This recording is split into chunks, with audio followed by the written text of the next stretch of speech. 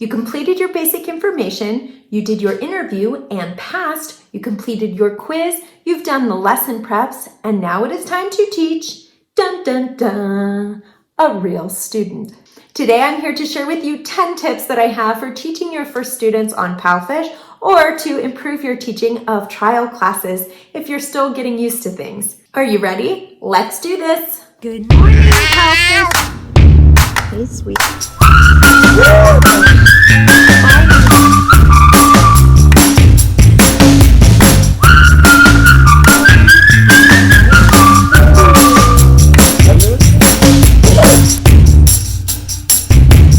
Today I'm here to share with you 10 tips that I have for teaching real students in your PalFish classroom. So let's not waste any time and let's get started.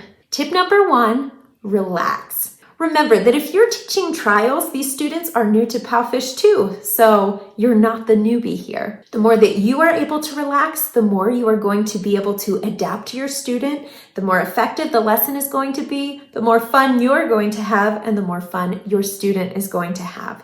So, deep breath, go have fun.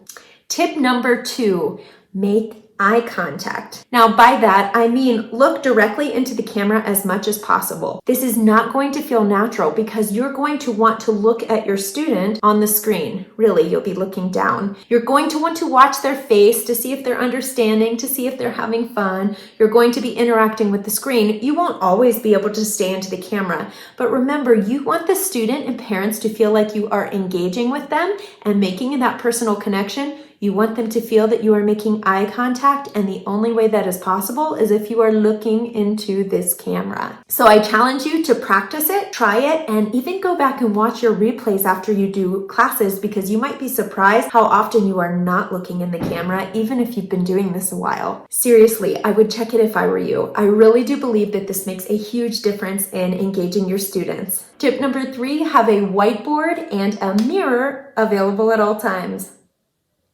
A whiteboard probably seems pretty straightforward. I love to have a whiteboard on hand at all times. You can use this to write out new words. You can use it to write sentence structures. You can break down the syllables of words. You can write out verb conjugations. If you run into a word that you don't have a prop for, a quick drawing can serve as an endless number of props if you have even a little bit of skill. Don't worry, my students and I have laughed many a time at my drawings. This whiteboard can be used in any class, for any level, at any time. So I really recommend having a whiteboard on hand. And I love having a small one because the frame of the camera for PalFish is very small, so it helps to be able to get me and my board in the camera frame. So it is not a requirement, but I do recommend a whiteboard. Now, a mirror might seem a little less obvious, but this is what I use to solve all the communication errors that happen when I'm trying to get the child to interact with the screen. Now, this is common only in trial classes because it's the first time that they are using the PalFish app. They might not yet be familiar with interacting with the screen during a class. So sometimes they just stare at you blankly in fear or confusion. So when I am not getting them to understand click or drag or circle, I hold my mirror up. Ooh, that's cool. So that they can see what I am seeing on my screen. I can click, drag, circle, and show them exactly what to do. You can also use it if you are trying to help them change the color of their pencil. Some of them don't understand that. There are other ways to do it. Some people print off visuals that have been made up showing the screen and putting the instructions in Chinese for what to do, and you can do that. But I have found that this is super helpful and it works almost every time for me. So I really advise having a small mirror on hand for trials. Neither the whiteboard nor the mirror are required for PalFish, but it is something that I recommend. Now, a quick note in regards to the whiteboard, you do have that feature on the app, but I find that it is slower to draw and to write. So I do use it for a lot of things, but I find that it is very helpful to have both available to me. That allows the student to interact with me. This whiteboard allows me to write things more neatly, and it helps me to go much more quickly than if I'm drawing with my finger or a pencil on the app. Something to keep in mind. Tip number 4, be excessively familiar with the trials. I say this particularly about the lower level trials because those are the ones that you are having to guide much more closely because your students are not at a high enough level to be able to read or guide the lesson themselves. So especially with the lower level lessons, be very, very familiar with each slide. If you are really familiar with the content of the trials, you will be free to interact with your student, to pace yourself, and to adjust the lesson as needed. For example, you will be able to make better eye contact looking into the camera because you don't have to be looking down to read the TG or the teacher's guide. Also, you'll be able to watch to notice if the student is feeling shy or scared, overwhelmed, bored, and then you can adjust accordingly. Your energy and focus can be turned to your teaching skills instead of focusing on the content of each page. I can't emphasize this enough. Make sure you know those trials well. Tip number 5, be very familiar with the expectations for each level and be willing to change the level when necessary. So it is important to understand that when you are doing trials with new students, you have the ability to change the level of their trial. Now, the goal is always that they are taking the trial on the level that they should be on, but there are different reasons that they might be placed on a trial that is too low of a level or too high of a level for the student. So you need to understand what is expected at each level so that you can assess that toward the beginning of the class and be able to move them up or down a level as needed so that ideally they can finish out the trial on the level that they should be on so that they have a good taste of what to expect should they start classes. Now, there's a lot of information that would be helpful to you to understand how to properly level a student, but I am not going to cover all of that here right now. I did find that Teacher Ceci— It is not Teacher Ceci, it is Teacher Cece, and she even clarified this for me before I made this video, but I did the recording and I was editing and I realized my mistake. I am so sorry, Teacher Cece. She has an excellent resource on her website. I'm going to leave a link in the description box below so that you can go check out her website and see the information that she has there. I really recommend that you check this out so that you can apply that information to your own trial classes to help get your students on the right level to start. Now, I want to add an additional note here so that you understand the importance of placing a student on the right level. While there is never a clear-cut answer for where a student should be as far as leveling goes, if you put a student at a level that is much too low for their English speaking skills, they are likely going to feel bored, and you are going to have to do a lot more work as a teacher to keep the lesson motivating and exciting for them without jumping into the content that they will be dealing with when they move up to the next level. At the same time, it can be extremely dangerous to put them at a higher level than they are ready for because you have to make sure that they are building on a strong foundation if you don't want it all to collapse later on. So really, at any point, you can change the level in your trial. You do not have to tell them that you are changing levels, and once you get really familiar with these classes, you can figure out how to change at just the right time so they don't even notice that it happened. But I personally like to go ahead and mention what I'm doing and show excitement for the level change, whether it is up or down. And I mention very briefly during class why it is that I believe that this is such a great match for them. If I'm moving them up, I say, wow, I can see from your reading and your speaking that you are ready to move up to a higher level. I think this one will be a lot of fun for you. If I'm moving down, I say, wow, you are doing such a great job. I think that this level is going to be the perfect one to make sure that you get this information really well so you're ready to move up to the next one. Now, really, that was a lot of information to share if I was at the lowest levels. But I might say, you know what? I think this one will be perfect. And I switch it over. If I know that the parents are nearby and that they seem to understand English, I might throw in a little bit more of an explanation. But often I will leave a note afterward for the class admin, just letting them know why it is that I moved them to a different level and why I believe it is the perfect fit for them. And I always do this level change with a respectful confidence. I like to show confidence as a teacher that I believe that this is the best step for them, and I just make the switch. Now, if you notice that a parent is really resistant to this change and they are really adamant that they be kept on a different level, keep in mind that they are the ones that are paying, and ultimately PalFish wants to keep their customers happy and at PalFish. So if a parent is adamant that their child should be at a different level, you just need to respect that and proceed accordingly. You can leave notes for class admin explaining your concerns. You can leave notes for the parents, but always make sure that you are remaining respectful and remembering that they are the parents and they are the paying customers. Tip number 6, when preparing for a lesson, do not anticipate what your student's response is going to be or how the class is going to go. We cannot know how a student is going to respond, what mood they are going to be in, what time they are going to show up to class, what distractions are going to be present. There are so many factors that can throw things off from the way that you think that they are going to be. But that is okay. This is why I mentioned before that it is so important to be familiar with the content of the trials and then later of the official Kids Course classes so that you are able to adapt as needed. These are real students with individual personalities, different learning styles, different life circumstances, different kinds of families and expectations following them. All of these factors are going to play into your classes. If you try to plan exactly how a class is going to go, you will be thrown for a loop when they inevitably go in a different direction. That's not how life works. You're not going to know how they're going to respond. So my advice to you is to know the content and then show up to class ready to get to know your student. Now, tip number 7 follows the last one. Do not be afraid of distractions, but instead use them. You might find that a student has a toy that they are really excited about, or a friend or sibling is coming over and interrupting the lesson. The parents might seem overly involved and you feel like they're interrupting your lesson. All of these things can seem like an obstacle and can leave you feeling frustrated or flustered in the middle of a lesson. But so much of this is about mindset. And what I want you to do is not be afraid of those things, but learn to use them. These are opportunities. I am not saying that there is not a time to call the student's attention back to the slides or to the lesson, because we are expected to finish the content in each lesson and on the slides.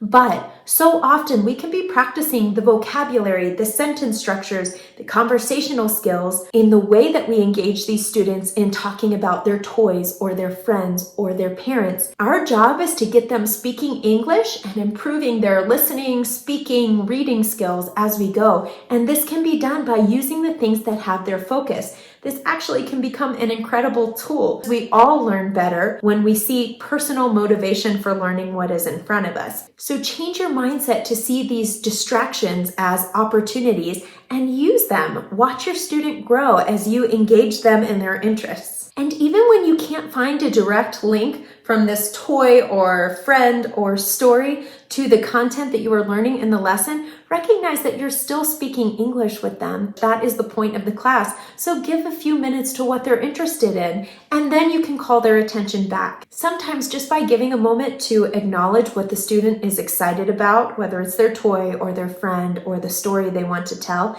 is going to satisfy them enough that they're ready to give you their attention back for the lesson. And honestly, this is allowing you to build rapport with the student so that they respect you as a teacher, so that they see that you respect them, and then they're ready to engage even when you sometimes have to call them away from what is calling their attention.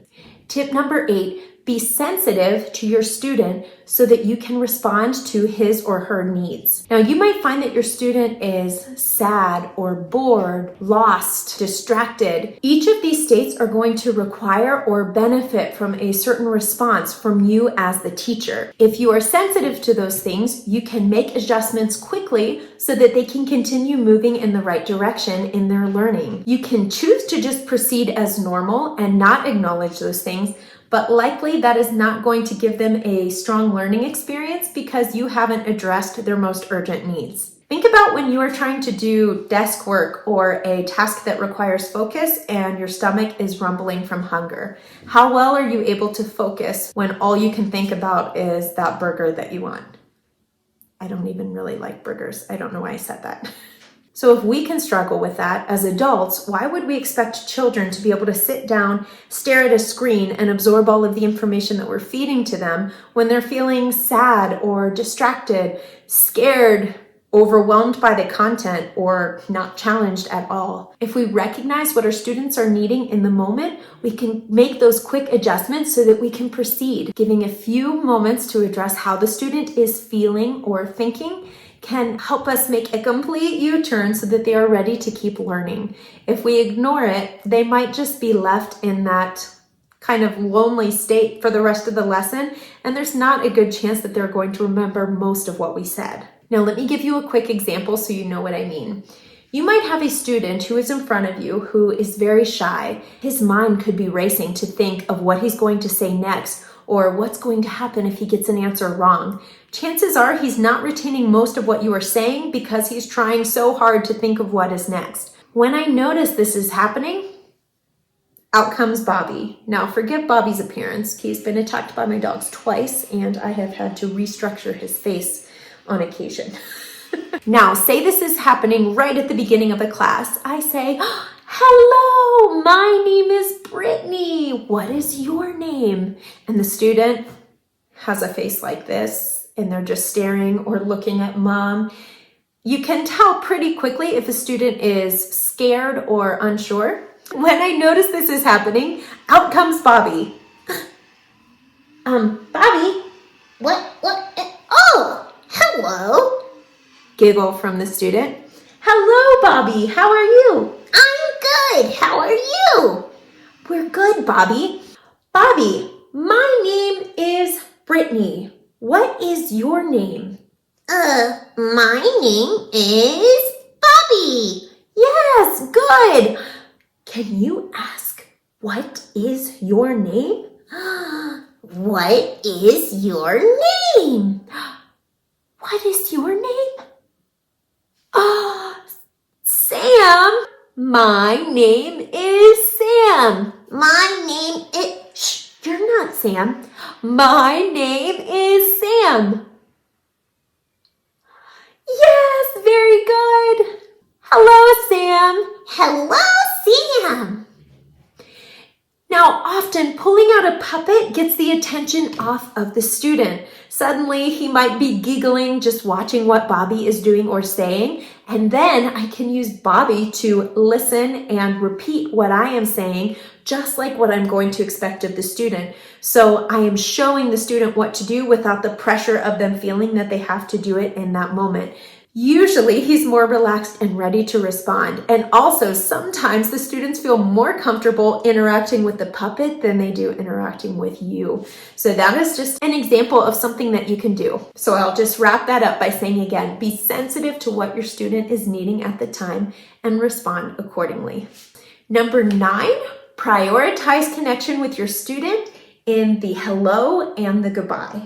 Now, it's important to establish that connection with your students throughout the whole lesson, but it is especially important at the beginning and end of the lesson because in the beginning, that is the first impression that they have of you, of PalFish, and of the lesson that they're going to be doing. So if you try to rush into things because you're used to doing the trials, you're used to the content, you might not have their attention at all. You want to make sure that you are getting a name, a smile, hopefully, and some sort of personal connection with the student right from the start so that they are relaxed and having fun and they get to really enjoy the lesson. Do not jump into the content without establishing this connection first because you likely will not get very far. And I made this mistake a lot in the beginning. When I go back and watch my replays, they just make me cringe because there are so many things I've learned since then. But I just want to say, slow down, make sure that you have some sort of good interaction right from the beginning, even if it isn't long and drawn out. Then, just like it is important at the beginning, it is equally important that you end on a good note because this is the last impression